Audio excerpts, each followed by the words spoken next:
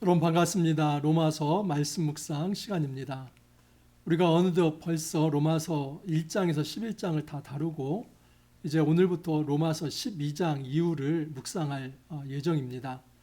여러분, 로마서는 크게 한 세 부분으로 나눌 수 있을 것입니다. 1장에서 8장까지 주로 교리 부분입니다.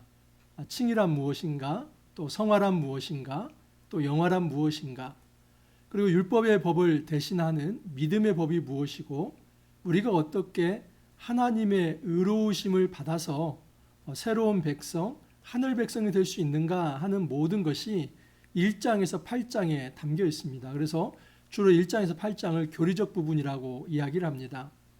9장에서 11장은 그렇게 이스라엘 백성이 원래는 선민이었지만은 오히려 이방인들이 믿음으로 하나님의 백성이 되고 구원을 받는데 정작 유대인들은 그 구원에서 멀어졌습니다. 그래서 하나님이 불신실한 거 아닌가? 하나님의 약속은 어디 간 것인가? 과연 이스라엘의 실패를 어떻게 볼 것인가? 그리고 그 이스라엘은 다시 회복될 수 있는가? 그 문제를 9장에서 11장에 다루었습니다. 결론적으로 하나님이 의로우셨고 이스라엘 백성이 불순종했습니다. 그래서 하나님께서 이방인을 구원하신 거고 유대인은 그 이방인들이 구원받는 것을 보면서 시기를 하면서 이제 다시 하나님 앞에 회개하며 엎드리는 날이 있을 거라 하는 것이었습니다. 하지만 혈통적으로 무조건 이스라엘 백성으로 태어난 자가 다 구원의 대상이 되는 것이 아니라 온 이스라엘, 다시 말해서 올 이스라엘은 여러분 믿음의 원리를 가지고 이 행동 보응의 원리, 다시 말해서 이 율법의 원리가 아니라 믿음의 법, 예수 그리스도의 신실함을 통해서 하나님을 믿는 자에게 하나님께서 그의 의를 나타내신다는 이 믿음의 법을 따르는 자들에게 하나님께서 구원의 길을 열어주시겠다 하는 것입니다. 그러므로 우리가 바로 새 이스라엘, 온 이스라엘입니다. 여기까지 내용이 11장이고 12장부터 16장까지는 그렇게 형성된 모든 이스라엘, 온 이스라엘이 누구인가? 바로 교회이죠. 그 교회는 유대인만의 교회도 아니고 또 이방인들, 그리스도인들만의 교회도 아닙니다. 그 교회는 유대인이든 이방인이든 이 믿음의 법을 따라서 예수 그리스도를 통해 하나님을 믿는 모든 이들이 교회 공동체 구성원이 되는 것입니다. 그래서 12장 이후에는 그 교회가 어떻게 세워졌으며 그리고 교회 공동체의 구성원들은 어떤 삶의 방식을 가지고 살아갈 것인가 하는 교회란 무엇인가, 또 교회 공동체 구성원들은 어떻게 살아가야 하는가, 공동체 안에서 또 사회에서 이 교회 공동체 구성원들이 어떻게 살아가야 할 것인가 하는 것이 12장에서 15장까지 나와 있고 16장은 마지막 이제 바울의 마무리 인사로 끝나게 됩니다. 자, 오늘은 이제 12장을 좀 살펴보겠습니다. 12장을 통해서 과연 교회가 무엇인지, 또 교회의 이 구성원들, 이 성도들의 삶의 원리가 무엇인지 그것을 한번 살펴보도록 하겠습니다. 1절, 2절입니다. 그러므로 형제들아 내가 하나님의 모든 자비하심으로 너희를 권하노니 너희 몸을 하나님이 기뻐하시는 거룩한 산 제물로 드리라. 이는 너희가 드릴 영적 예배니라. 너희는 이 세대를 본받지 말고 오직 마음을 새롭게 함으로 변화를 받아 하나님의 선하시고 기뻐하시고 온전하신 뜻이 무엇인지 분별하도록 하라. 여러분, 먼저는 교회 구성원, 이 한 개인이 어떠한 사람이 되어야 하는가 하는 것입니다. 여러분, 교회란 무엇입니까? 많은 경우 많은 사람들이 이 교회를 예배당 건물로 생각하는 경우가 있습니다. 왜냐하면 우리가 흔히 야 교회 가자 그러면 사실 교회당 가자 이게 맞는 것이거든요. 왜냐하면 장소를 의미하는 것이기 때문에 그렇습니다. 그래서 많은 경우 교회 가자 하면 그 교회는 예배당 건물, 또 좀 이제 성스럽게 말하는 분들이 있다면 성전, 사실은 이 성전은 그렇게 예배당 건물을 말하는 것이 아니건만 많은 사람들이 예배당 건물이 성전이고 우리가 교회 가자 하면 그 성전에 가자 이렇게 생각을 합니다. 여러분, 그러나 이것은 잘못된 것입니다. 왜냐하면 교회는 단지 예배당 건물이 아니기 때문입니다. 그리고 예수님께서 확립해 주신 성전이라는 것도 건물이 아니라 바로 사람들의 모임입니다. 어떤 사람들의 모임이냐면 예수님을 믿는 사람들의 모임, 그것이 바로 교회입니다. 여러분, 예전에 유대인들은 시나고그, 이 회당에서 모였지요. 유대인 남자 10명이 있으면 그 회당, 시나고그를 만들어서 디아스포라 유대인들이 어디를 가든 이 회당을 세우고 거기에 모였습니다. 여러분, 이제는 유대교가 아니라 기독교이죠. 기독교의 핵심은 예수 그리스도를 머리로 하고 모든 이들은 그의 몸이 되고 지체가 되어서 한 몸이 되어 모이는 것, 그것입니다. 그렇기 때문에 여러분, 교회는 공동체이지 건물이 아닙니다. 예수님께서 이 땅에서 참된 성전을 회복하러 오셨습니다. 여러분, 예수님께서 그가 이제 십자가를 지시기 전에 예루살렘에 오르시면서 하신 일이 무엇입니까? 성전에 가셔서 돈 바꾸는 환전상을 쫓아내시고 그 상을 뒤엎습니다. 그리고 비둘기 팔고 또 양을 파는 그런 사람들을 다 쫓아냈습니다. 왜냐하면 이 성전이 강도의 소굴이 되어버렸기 때문입니다. 마땅히 성전은 하나님께 기도하는 집이 되어야 했건만 하나님은 사라지고 오직 기득권의 어떤 이득을 위한 그런 어떤 장터로 바뀌어 버렸습니다. 그래서 성전 기득권 세력, 대제사장을 위시해서 사내들인 공회원들과 그리고 이 종교 지도자들이 사실은 하나님의 이름을 걸고 장사를 하며 자기 배를 채웠던 것입니다. 예수님께서 그 모든 잘못된 시스템을 뜯어 고치시는 겁니다. 상을 뒤엎으시고 너희가 이 성전을 헐라, 그리하면 내가 사흘 만에 일으키리라 말씀하시지 않았습니까? 예수님께서 다시 일으키고자 하는 것은 예수님이 십자가에 못 박혀 죽으시고 부활할 것을 말씀하신 것입니다. 그러므로 예수님께서 일으키시는 성전은 부활하신 예수님의 몸입니다.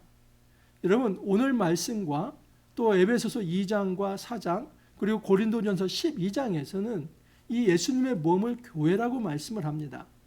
그런 의미에서 이 부활하신 예수님의 몸이 성전이고 그리고 예수님께서 만드신 이 교회 공동체, 예수 믿는 자들의 모임, 그것이 바로 성전이며 그 성전이 바로 교회입니다.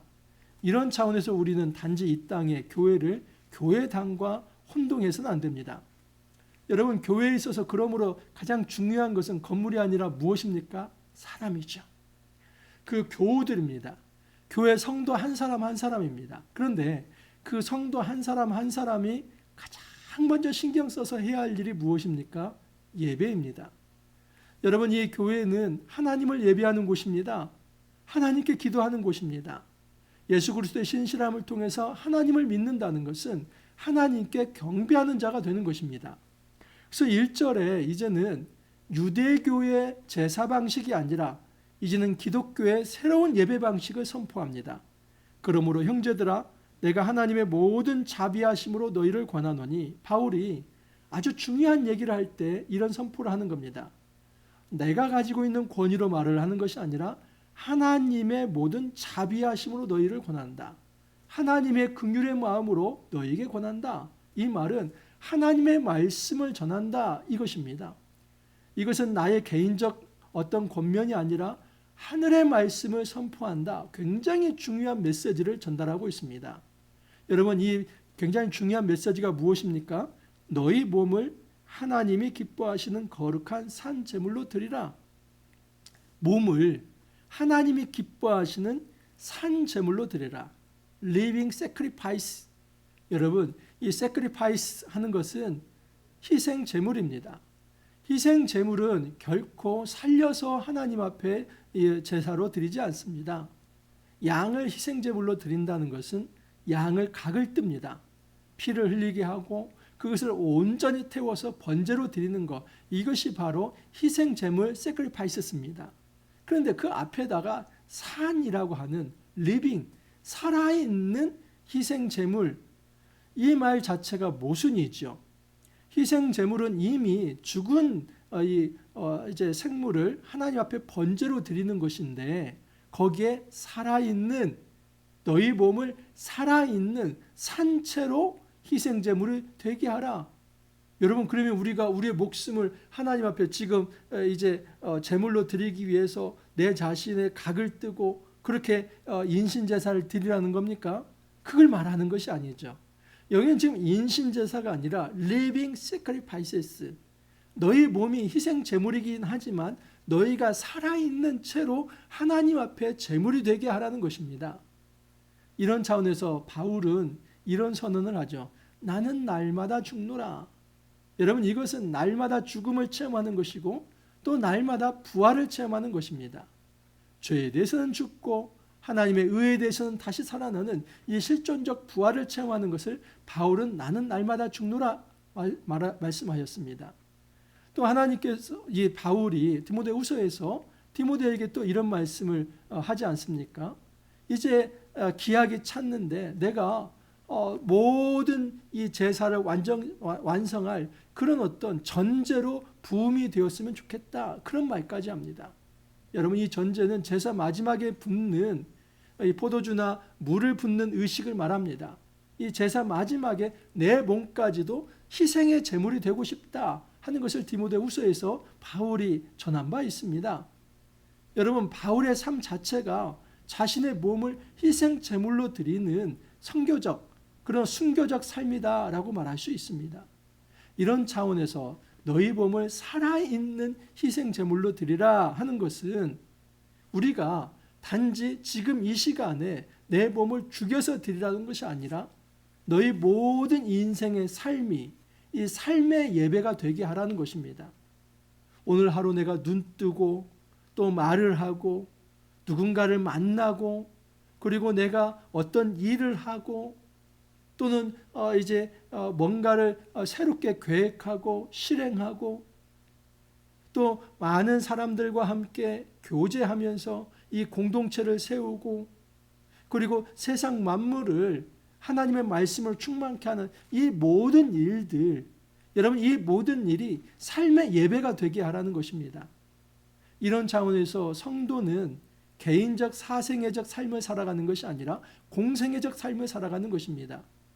예수님께서 말씀하시는 것은 너희는 이제 옛사람이 아니라 하나님께 입양된 양자로 입양된 하늘 백성 하늘의 자녀가 되었으니 그 하나님의 자녀답게 삶의 예배를 드리라 그렇게 말씀을 하는 것입니다.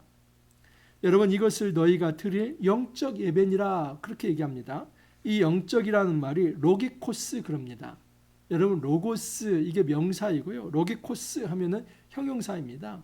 그래서 영적 예배라고 하는 건 스피리추얼한 그런 영적 예배 그렇게 말하는 게 아닙니다. 이거 좀 번역을 고쳐야만 합니다. 이 로기코스라고 말을 하는 것은 이성에 부합한 합리적인 이런 말입니다.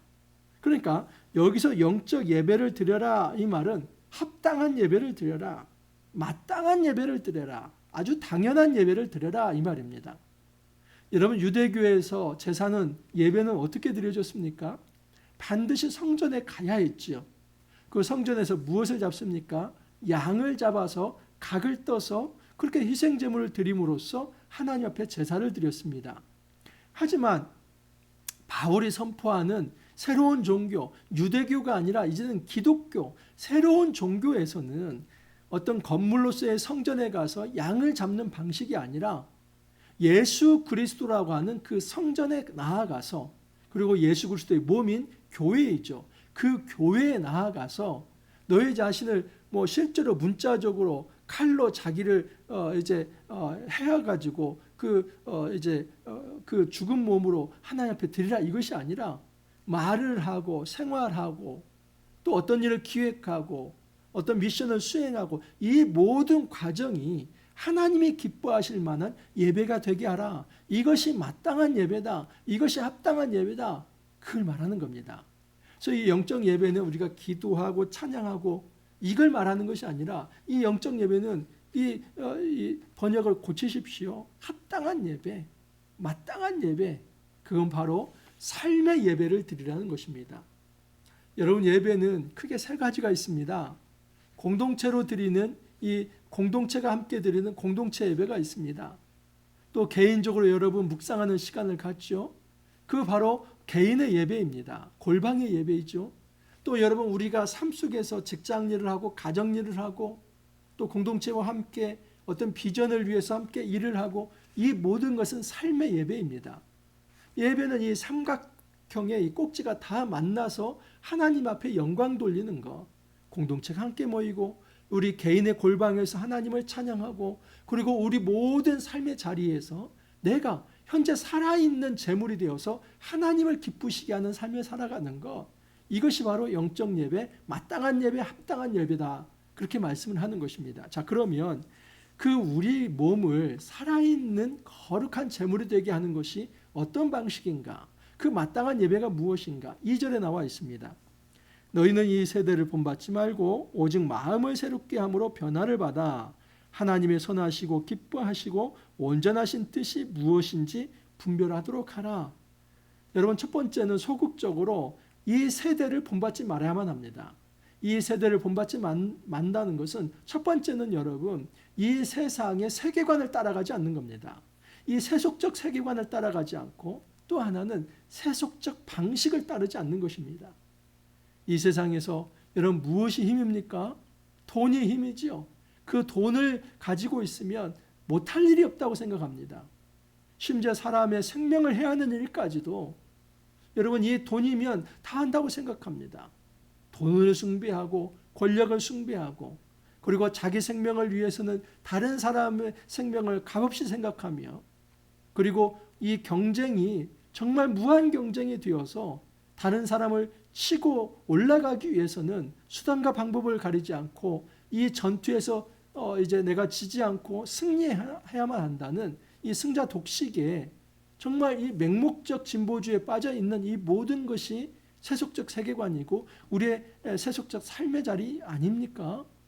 그게 국제 정세가 되든 아니면 국가 안에서가 되든 우리의 삶의 작은 자리에서가 되든 사실은 이 정글과 같은 이런 어떤 정말 약육강식의 원리가 존재하고 그나마 국가가 존재하고 또 법이 존재해서 좀 조정이 될 뿐이지 사실은 인간 그 저희 안에는 정말 인간의 자기 탐욕을 위해서 남의 생명을 그렇게 하찮게 여기고 그리고 남의 생명을 해할 수도 있다는 이 세계관이 이 세상 안에 잠재되어 있고 기저에 깔려 있습니다.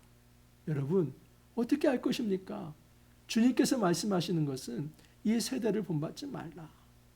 너희가 이 세대를 본받지 말고 이제는 우리가 본받아야 할 적극적으로 수행해야 할 것은 뭐냐면 하나님의 선하시고 기뻐하시고 온전하신 뜻이 무엇인지 분별하도록 하라. 하나님의 뜻에 대해서 세 가지로 수식을 합니다. 선하다. 여러분 하나님의 뜻은 절대적 선을 가지고 있습니다. 이 선이라고 하는 토부 이것은 창세기에 처음 나오는 것이죠. 하나님께서 이 땅을 만드시고 보시기에 심히 좋았더라 할 때 그때 토부 선하다고 얘기합니다. 이런 차원에서 선이라고 하는 것은 도덕적 윤리적 개념이 아니라 관계적 개념입니다. 하나님이 말씀하시고 그 말씀대로 되는 상태가 바로 선입니다. 그래서 이 절대적 선은 하나님의 절대적 뜻, 의지와 관련되어 있습니다. 기뻐하시고 하나님께서 가장 원하시는 것입니다. 온전하신 하나님께서 반드시 신실하게 성취하실 그 뜻이 무엇인지를 너희들을 분별하라. 여러분 하나님의 뜻이 무엇일까요? 하나님의 뜻은 이 땅에 이제 생명을 창조하고 하나님께서 예배받는 것입니다. 그리고 하나님께서 그의 백성과 교제하는 것입니다. 그리고 하나님께서 그들에게 강림하사 통치하시고 통치받는 자가 세상을 말씀으로 충만케 하는 것, 이 모든 것이 하나님의 뜻에 있습니다. 이것을 깨닫고 실천하는 것. 여러분 이것이 교우들의 각각 이 한 사람 한 사람이 실천해야 할 그런 삶의 방식입니다. 바로 이 사람들이 교회 공동체의 한 구성원들이고 성도들이고 크리스찬이라고 말할 수 있습니다. 자, 그러면 그런 크리스찬들, 예수 믿는 사람들의 모임이 무엇이라고요? 교회이지요. 그러면 성도들이 이 교회 공동체 안에서 어떤 삶을 살아가야 할 것인가? 로마서 12장에서 3절에서 8절까지에서는 지체의 원리를 가지고 설명을 하고 9절에서 21절까지에서는 사랑의 원리를 가지고 이 공동체 삶의 원리를 설명합니다. 먼저 3절에서 8절 이 지체의 원리를 한번 생각해 보겠습니다. 내게 주신 은혜로 말미암아 너희 각 사람에게 말하노니 마땅히 생각할 그 이상의 생각을 품지 말고 오직 하나님께서 각 사람에게 나누어 주신 믿음의 분량대로 지혜롭게 생각하라. 여러분, 먼저 지체들이 가져야 할 생각이 있습니다. 그것은 무엇이냐면 너희들이 마땅히 생각할 그 이상의 생각을 품지 말라. 여러분, 이것은 어떤 이 우민주의, 어떤 사람들의 어떤 반지성주의, 이걸 얘기하는 게 아닙니다. 그래서 하나님께서 사람들이 좀 지성적으로 이성적으로 생각하는 것, 그것을 어느 지점까지는 생각하고 그 이상은 너희들이 생각해서는 안 된다. 그래서 하나님께서 어떤 그 성경에 대해서 사유하는 것 또는 무엇인가 깊이 철학하는 것, 그 한계를 두는 말씀으로 우리가 흔히 마땅히 생각, 그 이상의 생각을 하지 말라. 이 말 이 종교 지도자들이 잘 쓰는 말이기도 합니다. 그렇게 생각하면 교만합니다. 그 이상 생각하지 마십시오 하면서 오히려 성경에 대해서 깊이 묵상하려고 하고 조금 더 이제 의문을 품고 거기에 대해서 좀 문제 제기를 하면 그거 교만합니다. 그 이상의 것을 생각하면 당신 이제 구원에서 떨어집니다. 그렇게 겁을 줍니다. 그렇지 않습니다. 여러분, 어떻게 성도들이 또는 저도 지금도 공부를 하고 있는데 생각을 하지 않고 의문을 품지 않고 어떻게 성경 말씀이 이해가 됩니까? 여러분, 우리가 의문을 갖는 것 그 자체는 죄가 되지 않습니다. 그런 차원에서 마땅히 생각할 그 이상의 생각을 품지 말라. 이것은 우리가 성경이나 어떤 합리적 사고를 하지 말라, 이것을 말하는 게 아니라 공동체 구성원 사이에서 너희들이 교만하게 활동하지 말라, 이 말을 하는 것입니다. 여기 마땅히 생각할 그 이상의 생각을 품지 말라는 것은 너희들에게 각자에게 주신 은사와 재능과 또 사명의 분복들이 있는데 그 이상, 그 내게 있는 어떤 은사 이상을 가지고 자기의 우월함을 자랑하며 그 탐욕을 부리면서 다른 사람을 억누르는 식으로 자기의 우월함을 증명하기 위해서 다른 사람을 무시하고 차별하는 그런 교만한 위치에 서려고 하는 그 생각을 말하는 것입니다. 그러므로 마땅히 생각할 그 이상의 생각을 품지 말라는 것은 교만하지 말라는 말입니다. 어떻게 해야 하는가? 오직 하나님께서 각 사람에게 나누어 주신 믿음의 분량대로 지혜롭게 생각하라. 이 믿음의 분량대로 하는 것은 여러분, 하나님의 말씀 안에서 이 말입니다. 믿음의 분량, 하나님께서 각자에게 은사를 정말 다양하게 주시고 또 믿음의 성숙도 다양한 어떤 성숙이 있습니다. 그래서 스펙트럼이 굉장히 넓죠. 이제 믿음을 시작하려는 사람이 있고 아니면 정말 이 믿음이 좋은 사람이 있고, 그 당시에 여러분 믿음이 이제 아직 성숙 단계에 있는 사람들은 고기를 먹지 못했습니다. 왜 그랬을까요? 이 시장에 나오는 모든 고기는 우상에게 절해진 것이기 때문입니다. 그런데 여러분, 바울은 뭐라고 하냐면 너희들 이 고기를 먹을 수 있을 만큼 성숙한 자는 고기를 못 먹는 자를 위해서 참아야만 한다. 그것이 사랑이다. 자기 자유를 절제하지 못하는 것은 진정한 의미의 자유가 아니다. 그건 사랑이 아니다. 여러분, 이것을 이야기하는 것입니다. 그러므로 여기에서 말하는 각 사람에게 나누어 주신 믿음의 분량대로 지혜롭게 생각하라는 것은 너희들이 겸손해야 한다는 겁니다. 하나님이 주신 은사, 하나님이 주신 이 믿음의 성숙의 단계, 이 모든 것들을 정말 받아들이면서 지혜롭게 공동체 생활을 하라, 그 이야기를 하는 것입니다. 4절을 보십시오. 우리가 한 몸에 많은 지체를 가졌으나 모든 지체가 같은 기능을 가진 것이 아니니라. 3절에서 8절이 어떤 논리로 말한다고 했습니까? 지체의 논리. 여러분, 예수님께서 우리의 머리이십니다. 이 교회의 머리이십니다. 그리고 예수님이 머리이시고 교회의 모든 구성원은 예수님의 몸입니다. 이것이 바로 지체론이죠. 예수님께서 우리의 머리가 되시고 교회는 그의 몸이 된다는 것이 이 지체론입니다. 고린도전서 12장에 보면 이 지체론이 잘 나와 있죠. 몸은 하나인데 몸은 지체가 많고 몸의 지체가 많으나 한 몸임과 같이 그리스도도 그러하니라. 우리가 유대인이나 헬라인이나 종이나 자유인이나 다 한 성령으로 세례를 받아 한 몸이 되었고 또 한 성령을 마시게 하셨느니라. 여러분, 이 로마서 지금 12장 4절에 나와 있는 우리가 한 몸에 많은 지체를 가졌다, 이 말씀과 고린도전서 12장 12절 13절 말씀이 똑같은 말씀이죠. 몸은 하나인데 많은 지체를 가졌다. 몸의 지체가 많으나 한 몸이다. 여러분, 교회는 한번 따라서 해보십시오. 한번 해보시기 바랍니다. 한 몸 공동체. 여러분, 교회의 핵심, 교회가 무엇인가? 교회는 한 몸 공동체입니다. 우리는 지역교회가 따로따로 있기 때문에 교회는 100개, 수만 개, 수천 개라고 생각을 합니다. 말씀의 빛교회 따로 있고 또 옆에 있는 교회 따로 있고, 여러분, 이 지역교회는 다 따로 있을지 모르지만 예수 그리스도 안에서 그 모든 교회들도 지체입니다. 그러므로 이 우주의 교회는 둘이 될 수 없습니다. 하나입니다. 왜냐하면 예수님의 머리가 둘이지 않기 때문입니다. 예수님의 이 머리가 100개로 나누어지지 않았습니다. 예수님의 머리는 하나이고 이 지구상의 모든 교회는 바로 지체로 연결되어 있습니다. 그리고 그 교회 안에 구성원들도 작은 지체들이 있죠. 이게 바로 지체론입니다. 그러므로 교회는 한 몸이라고 하는 의식을 꼭 가져야만 합니다. 에베소서도 마찬가지입니다. 에베소서 2장 15절 16절을 보면 법조문으로 된 계명의 율법을 폐하셨으니 이는 이 둘로 자기 안에서 한 세 사람을 지어 화평하게 하시고, 예수님께서 십자가를 통해서 한 사람, 이 한 세 사람을 짓는다고 합니다. 과거에 이 말씀을 이제 한 개인을 새롭게 하는, 이렇게 생각했는데 여기 한 세 사람은 여러분 그렇지 않습니다. 한 개인을 말하는 게 아니라 여기 한 세 사람은 한 몸 공동체, 교회를 의미합니다. 그래서 16절 이렇게 합니다. 또 십자가로 이 둘을 한 몸으로 하나님과 화목하게 하려 하심이라. 원수된 것을 십자가로 소멸하시고 한 몸.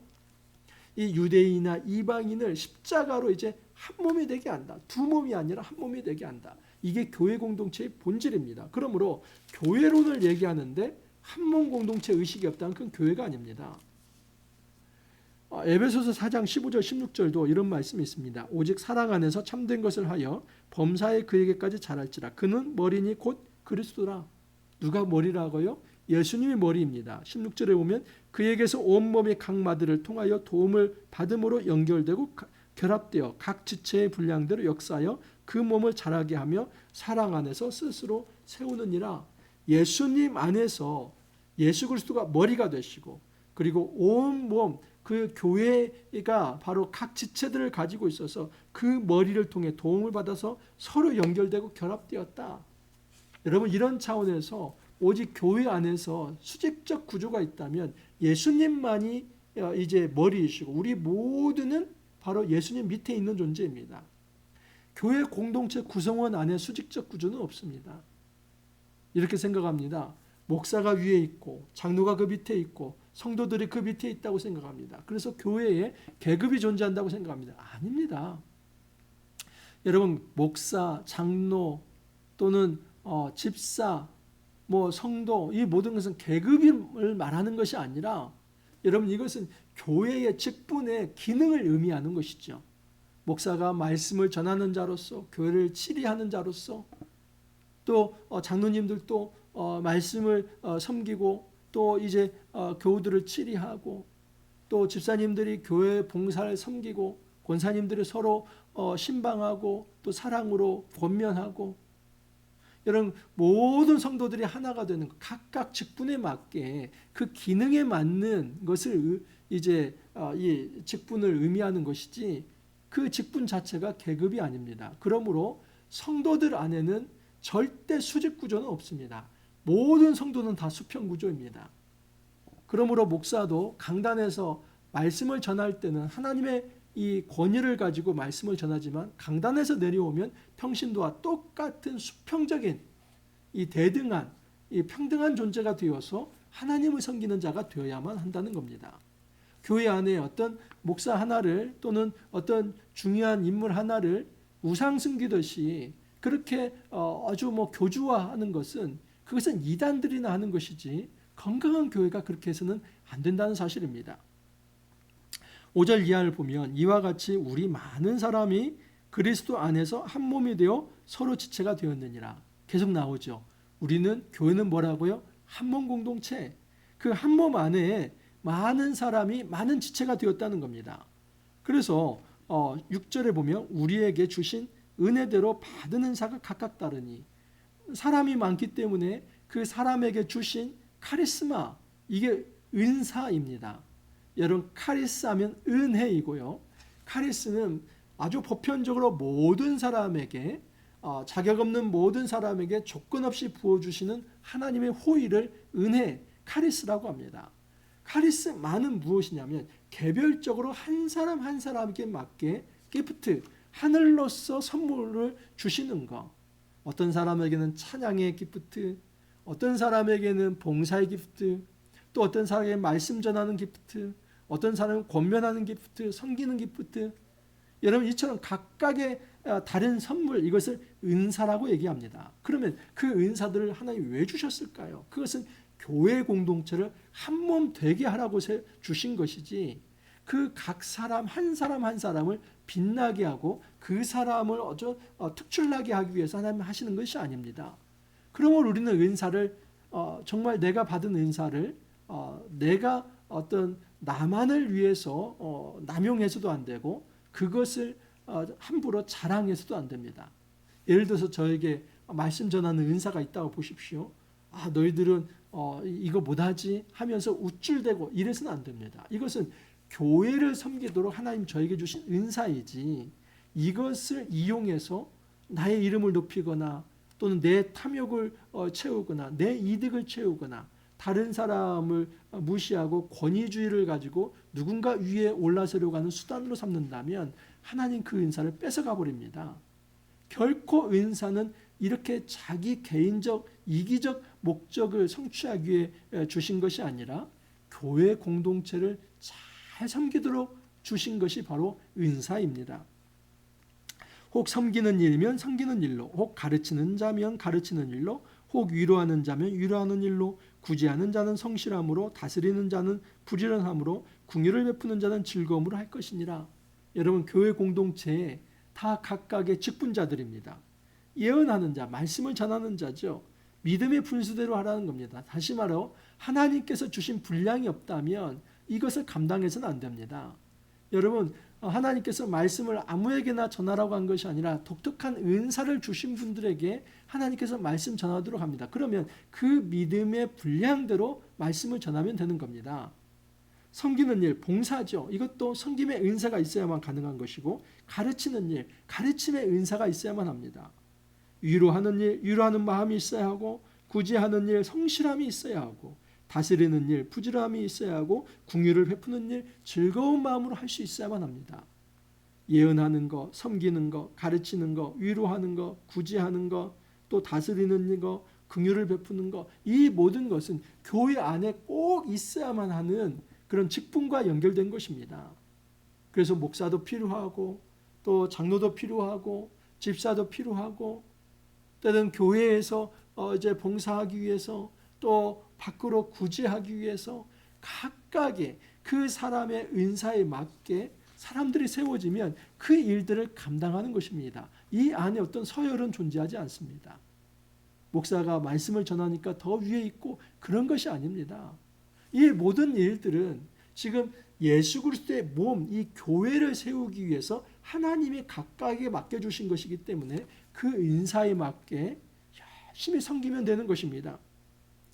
이제 9절에서 21절까지는 사랑의 원리를 가지고 교회 공동체 삶을 어떻게 살 것인가 그걸 얘기합니다. 3절에서 8절에서는 무슨 원리라고요? 지체 원리. 이 교회는 예수님의 몸이라고 하는 것. 우리는 그 몸의 각 지체라고 하는 것. 이 지체의 원리를 가지고 설명한 거고 9절에서 21절은 사랑의 원리입니다. 자, 9절을 보십시오. 사랑에는 거짓이 없나니 악을 비호하고 선에 속하라. 여러분, 이 사랑을 얘기할 때 선악 프레임에서 얘기를 합니다. 한번 보십시오.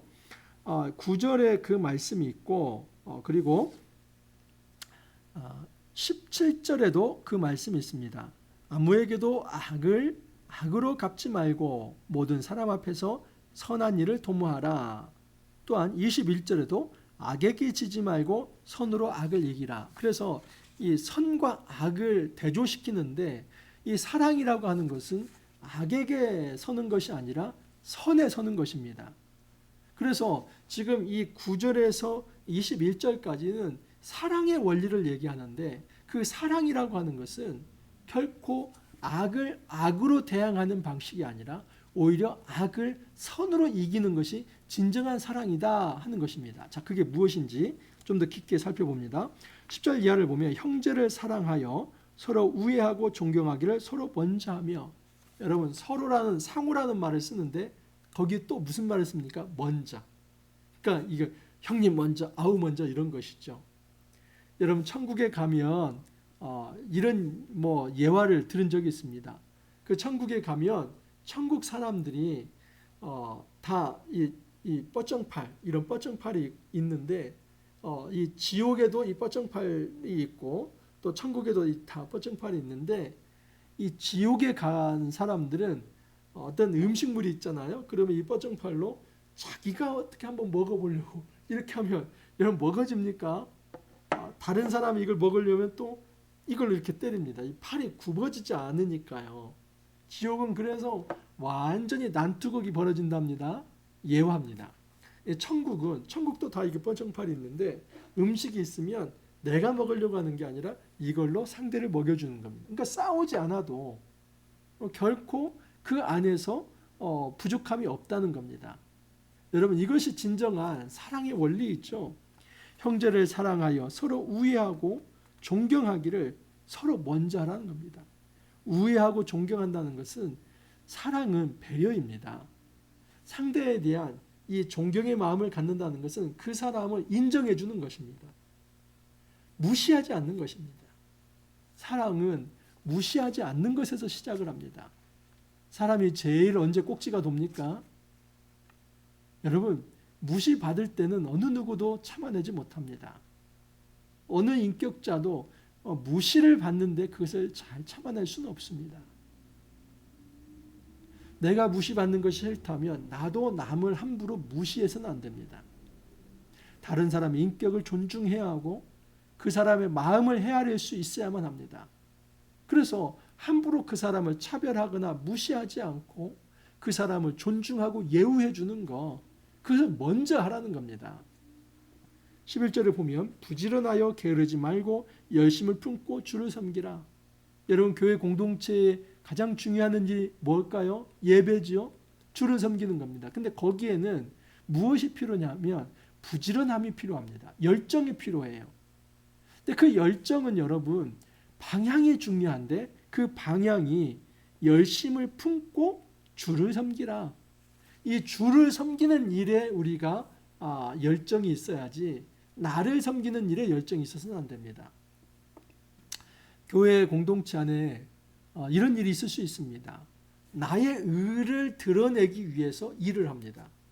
그래서 어떤 일을 할 때 그 목적이 주님의 이름을 드러내는 것이 아니라 내 명예, 내가 존중받고 내가 존경받고 내가 권위 있고 내가 높은 자리에 이르기 위해서 그렇게 일을 합니다. 여러분 이것은 정말 주를 위하여 열심을 내는 것이 아닙니다. 이런 부지런함은 자기 의를 추구하는 것이기 때문에 패망으로 인도합니다. 여러분 하나님께서 이것을 결코 받지 않으십니다. 하나님께서 받으시는 이 부지런함은 무엇이냐면 자기 자신의 명예가 아니라 하나님의 영광을 위해서 자기는 낮아지고 자기의 이름은 빛을 잃는다 할지라도 하나님을 드러내는 것. 그래서 자기의 낯과 자기의 이름을 드러내는 것이 아니라 하나님의 영광과 하나님의 이름을 드러내기 위해서 열정을 다하고 쉬지 않고 부지런하게 일을 하는 것, 주님께서 원하십니다. 자, 그런데 주를 섬기는 이 예배적 삶은 여러분 반드시 형제사랑과 연결되어 있습니다. 12절 이하를 보면 소망 중에 즐거워하며 환난 중에 참으며 기도에 항상 힘쓰며 성도들의 쓸 것을 공급하며 손 대접하기를 힘쓰라. 여러분 우리가 1장에서 8장 칭의, 성화, 영화를 다 배우지 않았습니까? 근데 그 칭의, 성화, 영화가 여러분 타임라인에 있다고 말씀을 드렸어요.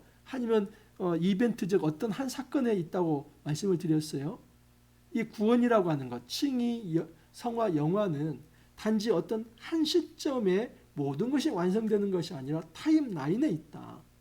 믿음이라고 하는 것은 반드시 고난을 통과해야만 하고 그 환난을 통과할 때 인내해야 하고 그 인내는 소망이라고 하는 어떤 이 기초에서 가능하다 얘기를 합니다. 그래서 소망 중에 즐거워하며, 이게 다 로마서 5장과 8장에 나왔던 용어들입니다. 소망 중에 즐거워하며 환난 중에 참으며 기도에 항상 힘쓰며, 이렇게 해서 우리가 믿음을 갖는다는 것은 공동체 생활을 통해서 어려움을 함께 극복하며 이겨나가는 겁니다. 그때에 우리가 주를 섬기는 일과 성도를 섬기는 일이 너무나 긴밀하게 연결되어 있다는 겁니다. 성도들의 쓸 것을 공급하며 손 대접하기를 힘쓰라. 여러분, 성도들의 쓸 것을 공급한다는 것은 성도들의 필요를 채우는 겁니다. 성도들의 필요를 채울 때는 골든타임이 필요합니다.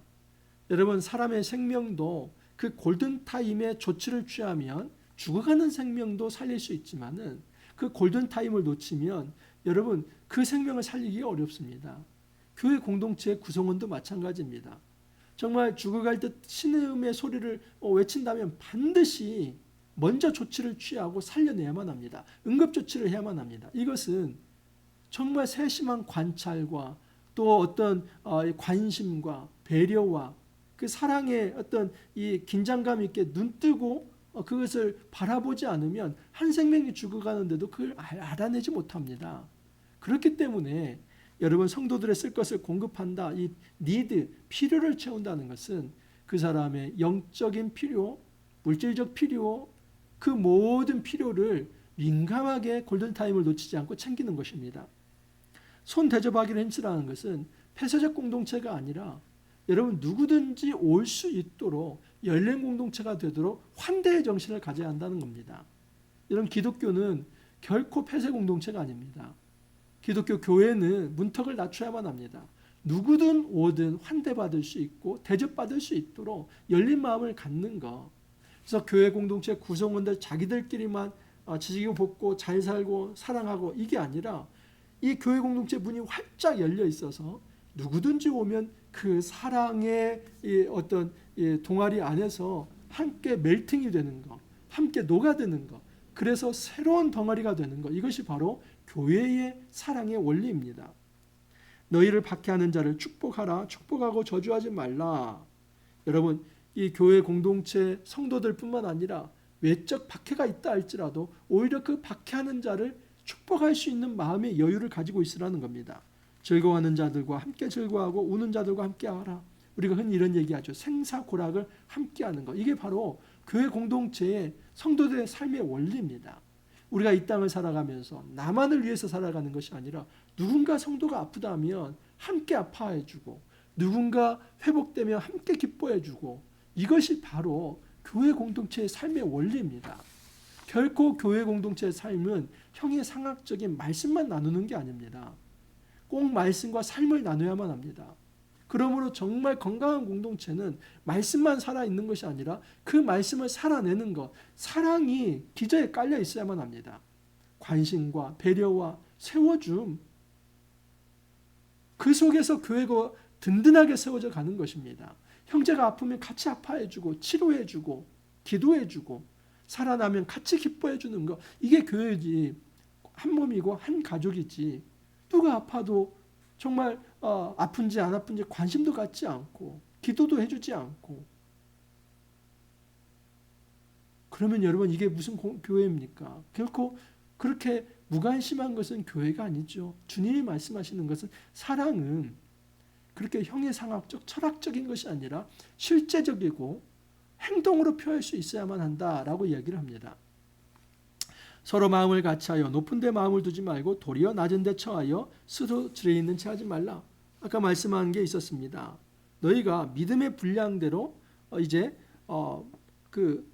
마땅히 생각할 그 이상의 생각을 품지 말라. 그 말씀을 3절에서 했지요. 그 말을 다시 한번 16절에서 받은 것입니다. 서로 마음을 같이하여, 이건 공감하라는 겁니다. 서로 경청해주고 그리고 마음을 기울여주는, 공감하는 것, 공감해줘서 이 높은 데 마음을 두지 말고 교만하지 말고 낮은 데 처하여 겸손하게 스스로 지혜 있는 체 하지 말라. 여러분, 정말 지혜 있는 척 하는 것만큼 어리석은 일은 없습니다. 가장 어리석은 자가 지혜가 없는데 지혜 있는 척 하는 것입니다. 정말 지혜 있는 자는 겸손하게 그 지혜를 가지고 다른 사람을 살려내는 것입니다. 아무에게도 악을 악으로 갚지 말고 모든 사람 앞에서 선을 도모하라. 할 수 있거든 너희로서는 모든 사람과 더불어 화목하라. 내 사랑하는 자들아, 너희가 친히 원수를 갚지 말고 하나님의 진노하심에 맡기라. 기록되었으되 원수 갚는 것이 내게 있으니 내가 갚으리라고 주께서 말씀하시니라. 내 원수가 줄이거든 먹이고 목마르거든 마시게 하라. 그리함으로 내가 숯불을 그 머리에 쌓아놓으리라. 여러분, 이 보복의 악순환의 고리를 끊어내는 것이 사랑이라고 합니다. 악을 악으로 갚는 것은 결코 사랑이 아닙니다. 교회 공동체 안에 다툼과 분쟁이 있다 할지라도, 또는 이 교회가 세상 사람들과, 이 13장에 보면 교회가 사회와의 관계를 얘기합니다. 특히 이 17절 이하는 아마 박해하는 존재들이 교회 밖에 있을 수도 있습니다. 물론 교회 안에 있을 수도 있겠지만 교회 안팎의 모든 이들이 정말 어떤 악으로 나를 해하려고 한다면 그것을 폭력적 악한 방식으로 응징하는 방식으로 그렇게 반응하지 말라는 겁니다. 할 수만 있다면 모든 사람과 더불어 평화를 이루라고 얘기를 합니다. 원수를 갚는 거, 설사 불이하게 당하고 있다 할지라도 함부로 남이 나에게 해하는 방식으로 나도 폭력적으로 응징하면서 그 사람을 죽이려 들지 말고 그 사람에 대한 처벌을 하나님께 맡기라는 겁니다. 여러분, 하나님 살아계십니다. 하나님 공의는 결코 죽지 않았습니다. 그러므로 내가 그렇게 악을 악으로 갚는 방식이 아니라 할지라도 하나님께서 심판하실 것이기 때문에 그 심판의 몫을, 심판의 주권을 하나님께 맡기고, 너희들은 함부로 너희 자신이 이 하나님의 이 공권을 너희들이 그 사적 어떤 그 복수를 위해서 사용하는, 오용하는, 남용하는 그런 일을 하지 말라는 겁니다. 우리가 해야 할 일은 그들에게 사랑을 베푸는 것이죠. 내 원수가 줄이거든 먹이고 목마르든 마시게 하라. 이것은 무엇과 같은 것이냐면 내가 숯불을 그 머리에 쌓아놓는 것이다. 이게 무슨 말인가요? 사실 이 말씀은 여러분 잠언서 25장에 나와 있습니다.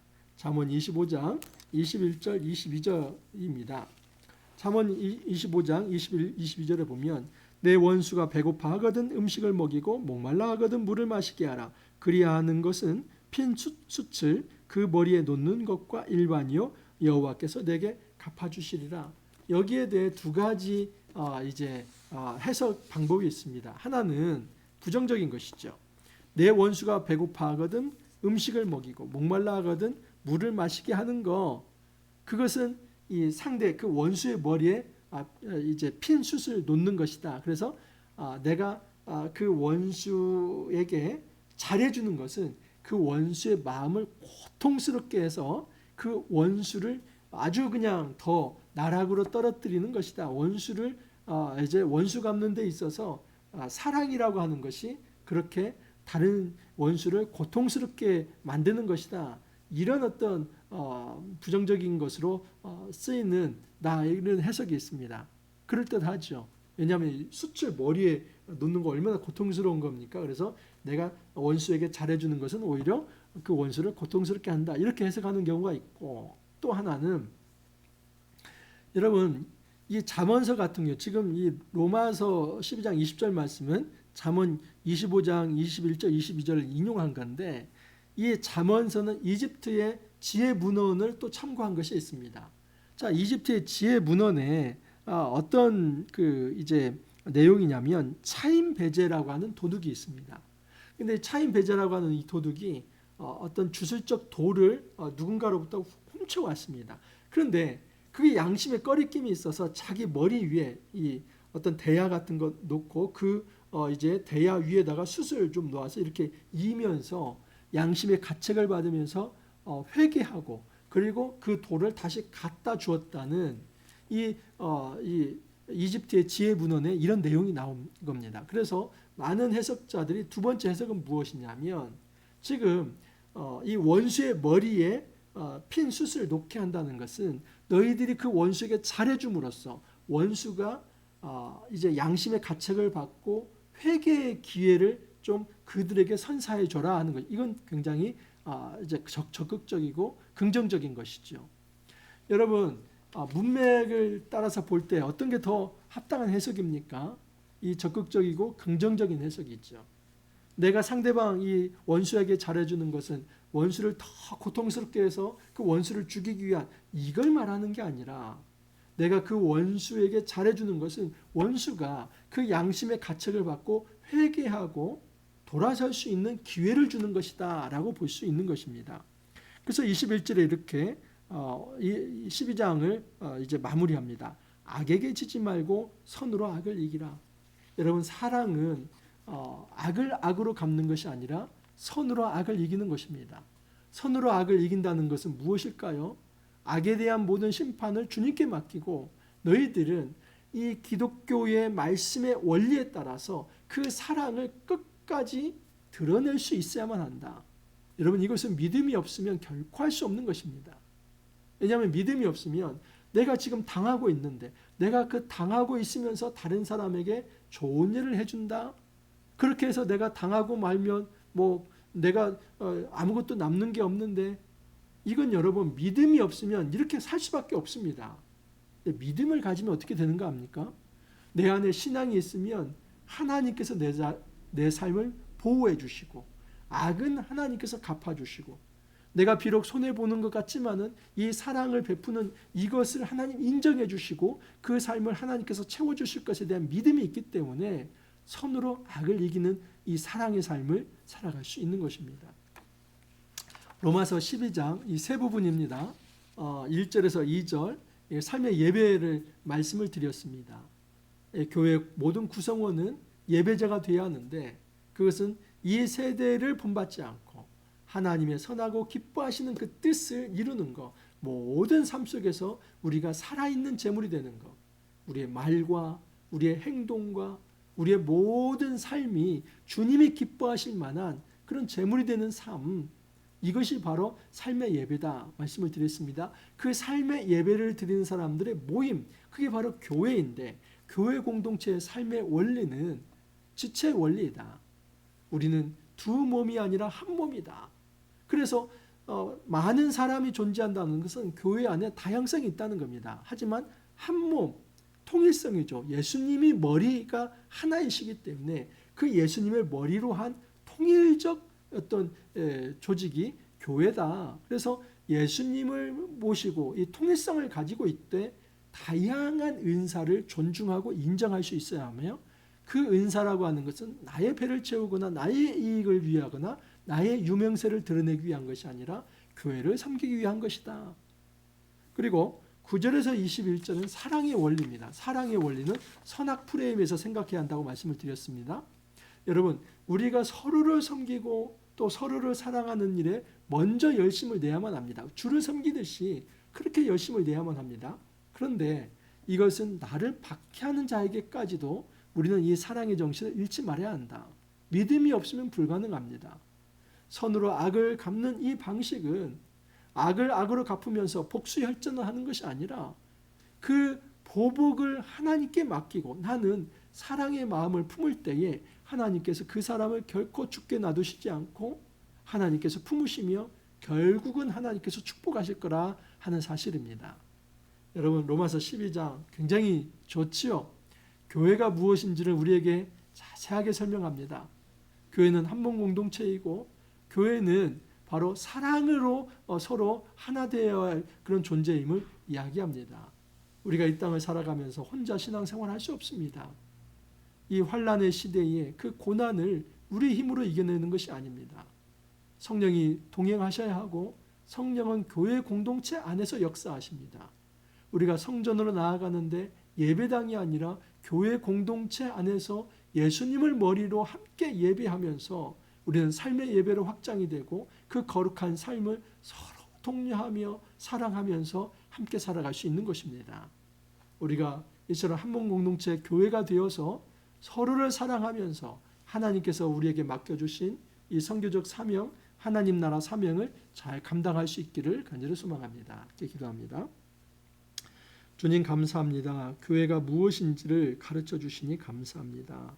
교회는 단지 예배당 건물도 아니고 교회는 나의 이익을 구현하기 위한 것도 아니며 어떤 계급 구조도 아니라는 것을 말씀하여 주셨습니다. 오직 예수 그리스도를 머리로 하는 예수를 믿는 자들의 모임이며 우리가 가지고 있는 은사들로 서로를 돕고 섬기고 사랑하면서 한몸 공동체를 이루고 정말 하나님이 주신 그 말씀의 사명을 잘 이루는 곳이 바로 교회라는 것을 말씀해 주셨습니다. 우리의 삶이 주님 오시는 날까지 힘들고 어렵다 할지라도 소망을 가지고 서로 사랑하면서 성령 안에서 교회 공동체가 되어서 서로 독려하고 격려하면서 이 길 끝까지 걸어갈 수 있도록 은혜를 더하여 주옵소서. 주님 감사하옵고 예수님 이름으로 기도하옵나이다. 아멘. 여러분 로마서 이제 끝나갑니다. 로마서 다음 주 월요일까지 해서 마무리하겠습니다. 그리고 제가 이제 계속 광고를 드리겠지만 제가 이 로마서를 좀 마무리하고 조금 쉬었다 오겠습니다. 10월 2일 날 다시 찾아올 것입니다. 그 이유는 제가 9월 말까지 박사학위 논문을 제출해야 하는데 7월, 8월, 9월 이 세 달은 온전히 논문 쓰는 데 집중하겠습니다. 그래서 제가 잘 마무리하고 또 찾아올 것입니다. 제가 또 계속 광고를 드리겠지만 여러분 이제 로마서 끝까지 함께 우리가 정주행하기를 바라고 정말 로마서는 제가 공을 많이 들였습니다. 한 장도 빼지 않고 강의를 했습니다. 거의 강의 수준입니다. 그래서 로마서는 언제라도 반복해서 한번 들어보시면 큰 신앙의 유익이 있을 것입니다. 로마서 끝나지 않았습니다. 또 오늘 이제 수요일인데 수요일, 목요일 오늘 말씀으로 묵상을 하고 금요일치 본문으로 또 13장, 그리고 14장 또 찾아뵙도록 하겠습니다. 함께 여러분 화이팅 하시고 또 금요일 본문으로 다시 찾아뵙도록 하겠습니다. 감사합니다.